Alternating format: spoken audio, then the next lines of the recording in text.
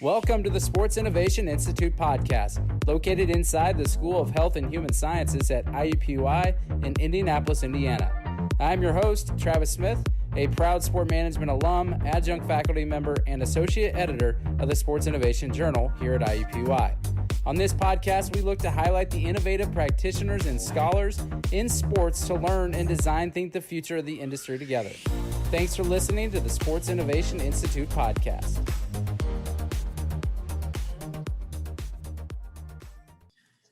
Welcome back to the IUPUI Sports Innovation Institute podcast. Today, I'm joined by Chad Gobert, VCU PhD candidate, and he is one of our latest published authors on a paper titled Augmented Reality in Sport Marketing. So Chad, thanks for being on the podcast with me. It's good to be here. Thanks for having me, Travis. Well, we talked before recording. It's just an interesting time for AR. Things just seem to be sped up during COVID-19. It's really a chance to kind of test opportunities out. And so it's fun timing to be able to talk to you about your paper. I want to just kind of jump into it. Augmented reality, it can be an intimidating term for some people that aren't familiar with it, especially as things speed up and it kind of gets used more often. As a scholar, how do you define AR and do so in a way that is less intimidating to current and future practitioners? Being a practitioner yourself, how do you get that communication channel across? Yeah, I think that's a great question, because that's one of the hard things with AR. And even if you look into literature, like you'll see it defined 8 or 9 different ways, even within the augmented reality literature. But the way I like to describe it is, so a lot of times people kind of confuse AR and VR, virtual reality, augmented reality. They're both fall under the immersive technology umbrella. So they're both like immersive technologies. But augmented reality is really about overlaying digital information on the real world. So you could hold up a smartphone or something and it overlays like a digital item on the real world. Whereas virtual reality is taking you into a completely virtual created world. Virtual reality, you'll put the headset on, you go into a completely digitally created world. But AR is really just bringing those digital elements into the world as we see it. Yeah, and I think people might realize that they're exposed to it without even really knowing that it's AR. If they're not working with it, but they might be able to, how they interact with their team social channels, things like that when they're watching an event. But what made you want to study AR and ultimately write this paper for us at the SII? Yeah, you're right. People are exposed to it more than they know. I would actually say probably the vast majority of people listening to this have experienced some element of AR, whether it be a face filter through an app, or whether it be something a team's doing with a broadcast, or Pokemon Go is one that people did for a while, right? But the thing that interested me in the first place, so I was a high school athletic director for a while down in Tampa, and we had a new quarterback come in and we needed to get them up to speed without getting them reps on the field that they could injure them, or without taking 22 guys out to the field. And so we actually invested in a virtual reality program while I was there to train our quarterback. And he spent a lot of time in the virtual reality program working with that. And I started thinking, like, hey, there's a lot here. There's a lot that can be done with this kind of technology. And as I talked to the CEO of that company, he said, yeah, virtual reality is great, but I think for sport marketing purposes, for what's really going to be big is augmented reality. And I was like, oh, okay, let me look into that. And so I started looking into that. And so it's kind of just like one thread, just started pulling on a thread and following it. And so it really was informed by my experience as a practitioner. Like, we were trying to find a way to solve a problem, and we used technology to solve that problem through virtual reality. And then that's when I learned more about augmented reality. And I've kind of just been chasing that down ever since. Yeah, in the paper, you mentioned there's 3 classifications of AR that you mentioned. Can you expand on each of those? Yeah, so for sure. So Anna Javornik, in her article, it was in 2014, I believe, really delineated these 3 classifications, and they're like the most common classifications.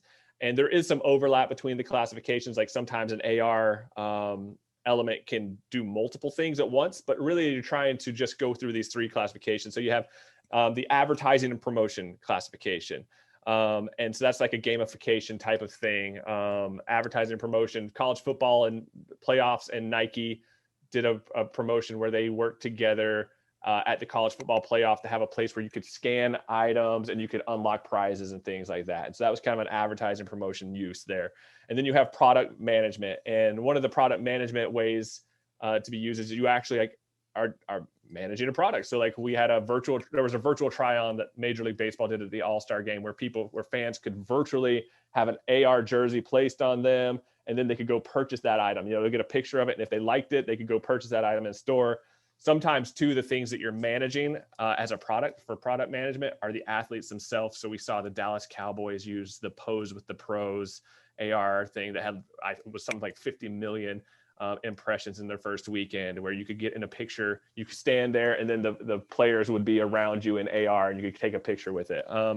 And then finally, there's the customer service classification, and the customer service classification is really what it's talking about there is ways to help customers with a product. So the way we've seen it used in sport is wayfinding, which wayfinding is just like directions around place, directions around stadiums. And so we saw StubHub do that with the Super Bowl, where they had directions to parking and directions to sections and things like that. And they did AR with that.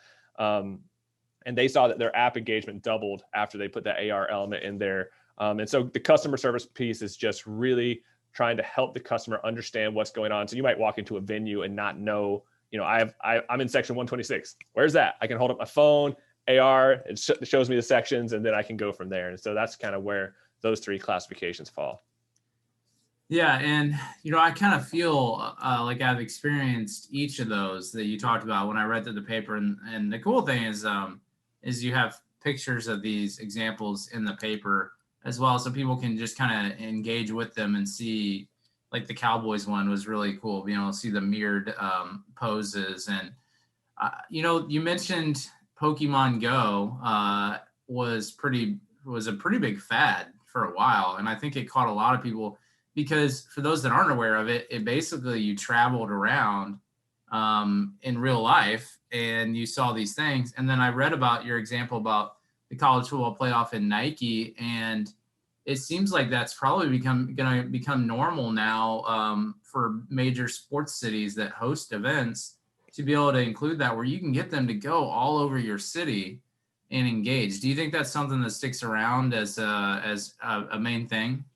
Yeah, absolutely. I think that's one of the best uses right now, because we have these supercomputers basically that are sitting in our pocket, right? Smartphones, and we can do all these AR interactions through these smartphones. There's like somewhere in the neighborhood of 4.2 billion devices now that can do AR interactions that are smartphone type devices. And so to be able to activate a host city through augmented reality is really interesting. And Sidearm Sports did that with Nike in the college football playoff, where they had murals throughout New Orleans.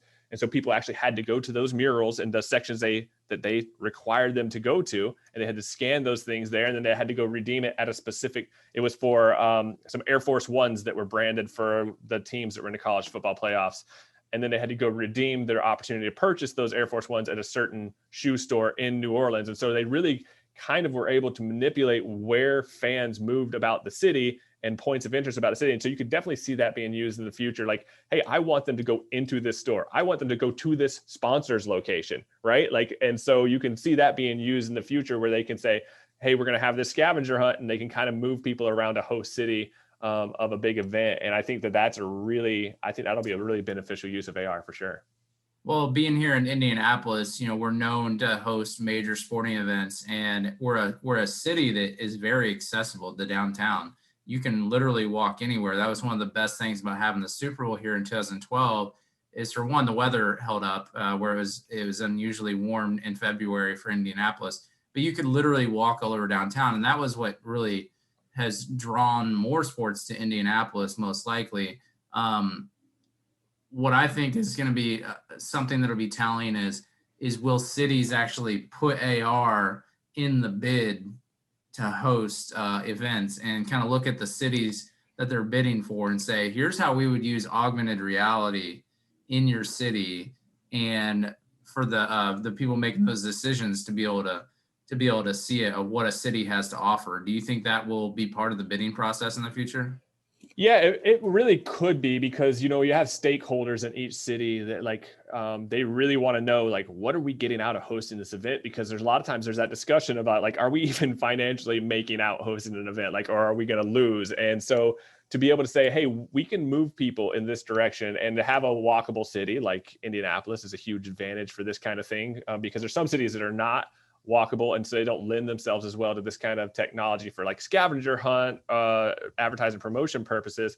But to have that and to say, hey, we have this kind of technology that we can help move people around your city and activate different places in your city, I don't think it can hurt. I think it's probably not going to be your number one selling point, but it's just another thing you can say, hey, here's another thing we can do, just kind of an add-on for sure. Yeah, and we talked about the COVID pandemic before recording, about how that's kind of accelerated the rate at what AR has kind of entered the more people's eyesight without them maybe even realizing it. Sport organizations are utilizing AR as they attempt to reach fans and consumers that are either limited or restricted from even attending the events in person. What right now during COVID examples have you seen rolled out during the pandemic, and do you think any of them stay even when fans are back in the stadium? So first, what have we seen that maybe people don't even realize, oh, that's AR? Because I think I even asked you about a couple of them before we recorded, and I was like, is that AR? Yeah. So first, it has sped up the process at which these technologies are being implemented and used. And so a lot of times when you're talking about technology and innovation, you consult the Gartner hype cycle, which is an innovation hype cycle that kind of talks about when technologies will be adopted. And as of last year, the Gartner hype cycle was saying augmented reality was probably about 5 years out from mass adoption, or everybody's using it on kind of like a daily basis for different things.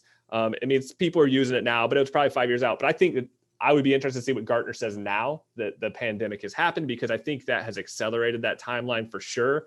And we have seen it being used in a lot of ways. So I've seen the Chicago Cubs is one that jumps out, but I've seen a lot of organizations do this, where they had, during the pandemic and fans couldn't go into Wrigley Field, they had what is called an augmented reality portal, which is basically you hold up your phone and it looks like a doorway that you can scan, and you can attach it to a floor in the room you're in. So you can attach it to one place. And then as you walk through that doorway, you're actually in Wrigley Field, and you can look around, and you're 360 degrees. You can move your phone. And as you move your phone, you can see, oh, there's the outfield, there's left field, there's right field, there's the dugouts and things like that. And so it kind of gave fans a way to be in a place that they could not physically be in anymore. And so I've seen that with several teams. And so it's not just the Cubs that have done it. I just wanted to use them as an example, but several teams have used the portal, which had been used before, but it's really starting to be used as like a way to get people, because a lot of people have emotional attachments to these places that they go to in sport, especially. And so to get people in those places. Another way we've seen it used is through activating sponsorship. We have the NBA bubble, where the floor, the sponsor logo on the floor would change based on who the home team was or what the game was. And there were several other locations where the sponsor changed. And those were like virtually created digital elements. So that's called, basically it's a broadcast AR element. And so a broadcast use of AR to change the sponsorship based on the game or location. And we saw it on the mound in Major League Baseball and things like that. And so, yeah, it has accelerated these things, especially I think right now their sport organizations are doing a lot. We talked about this, where I think they're throwing a lot at the wall and seeing what sticks, because they have revenue that they are going to need to replace, and they don't know exactly what's going to do it for them now, but they are trying to find out as fast as possible. And so I think that you're going to see a lot more of these kind of technologies implemented as we go along. And I mean, we don't know when fans are going to be back at a full capacity for events anytime soon. So. Hey listeners, a quick message and then we'll get right back to the interview. I wanted to quickly tell you that the Sports Innovation Journal is now accepting submissions. If you have or are looking for a place to publish your innovative thoughts and studies on the sports industry, then please consider the Sports Innovation Journal. We are an open access journal, and our target audience is the practitioner looking for answers to the questions and problems in their job, and we want to attract and publish researchers that are identifying and studying those questions and problems. If you are interested in learning more about the journal and wanting to submit or sign up to be a reviewer, then visit the link in the episode notes or email Dr. David Pierce, the editor and director of the Sports Innovation Institute, at dpierce3 at iupui.edu, dpierce3 at iupui.edu. Now let's get back to the interview. Have you noticed if college athletic departments are really getting involved in this yet, or like the major, college football, for example, where it's really outside of family and friends. Most stadiums are empty unless you're in some of the SEC schools, for example. Is college athletics behind as far as investing in AR versus the pros, and is it the cost that's limiting it, or why do you think, if it is not catching up with pro sports, is it because of the cost of entry? Yeah, it's interesting because I have seen AR uses in college sports. There does seem to be fewer of them. I don't know what's propelling that. I think a lot of it is based on who has their official app for the sports, the sports that are associated with the university, right? And so a lot of these app developers have really pushed AR as part of their app. And so I think if that's available, so I don't know if I'm allowed to talk about it, but Notre Dame last year did football tickets, where you could scan their football ticket and it would play a historical video about Notre Dame, right? And it was narrated by Tim Brown, one was narrated by Brady Quinn, and it was just each home ticket had a different video attached to it for each game. And so you could take out your app, your Notre Dame football app or sports app, and they had a place where you could do the AR enhancement, and you scan the ticket, and the video is literally attached to the ticket. So as you move the ticket, the video moves and things like that. So I've seen it used there. USC did one where they had their football calendar, which basically a poster. They had that enhanced with AR, and so you could scan their poster, and it would have a hype video play, and they would change that video based on every game, because they can just change the video on the back end. The poster can remain the same, but the poster is the target image. You scan the target image, and then the video begins to play. So I've seen it on the college level. You are right; it is not as common on the college level. So I don't know exactly whether it's awareness that's driving that, but I think these college programs, for the most part, have big enough budgets, and especially if they partnered with an app developer, which the vast majority of them have, they're not developing their own apps.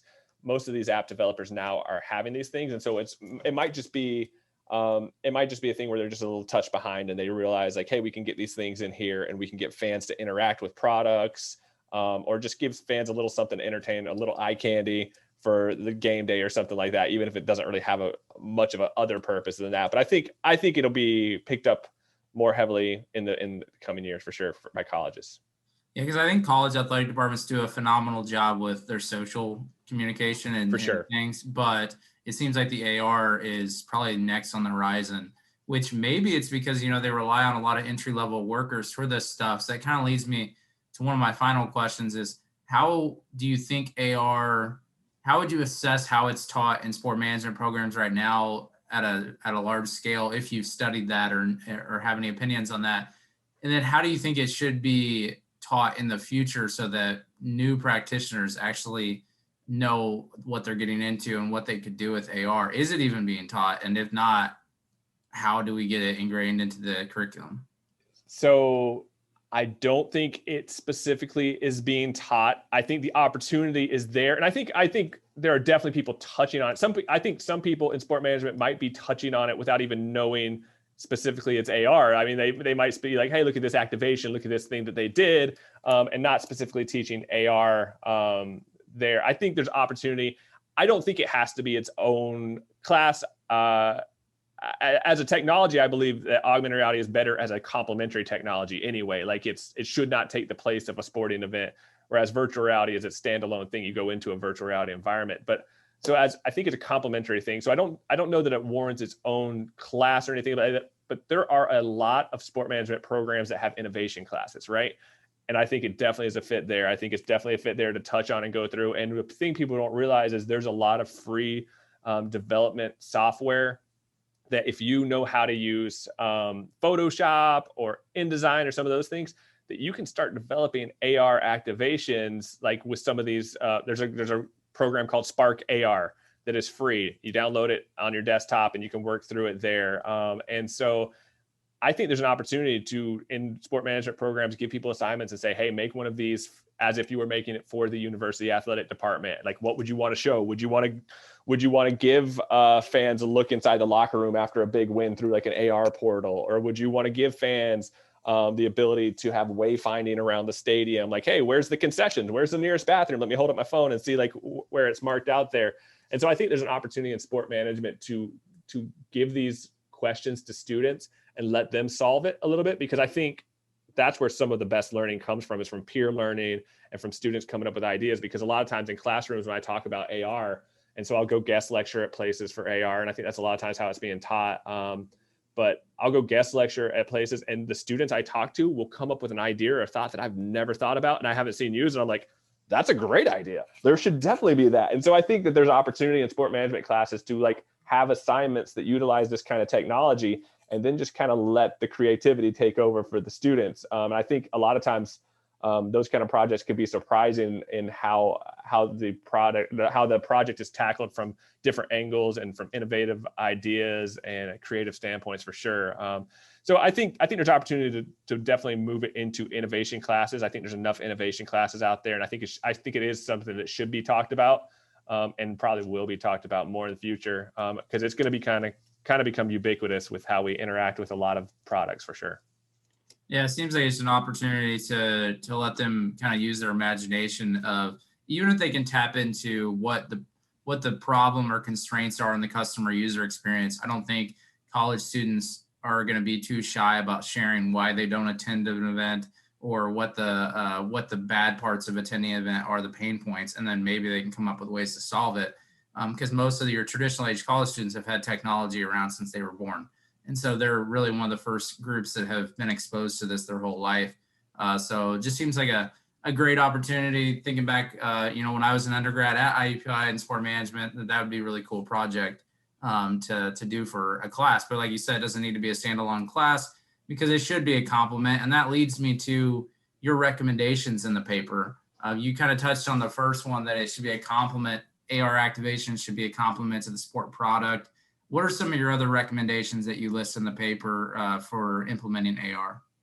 Yeah, so that first one, the complementary technology, I think it's important to understand that if we're using AR to track like what's going on in a basketball game, or to keep track of stats, or to keep track of player movement or things like that, nobody wants to be standing up holding a smartphone the whole time, and nobody wants that if you're in venue to be sitting behind you or anything like that. So I think we need to be really careful to not step on the toes of the actual core product itself, the sport, but we can really enhance it. So the complementary thing, like you said, is the first one.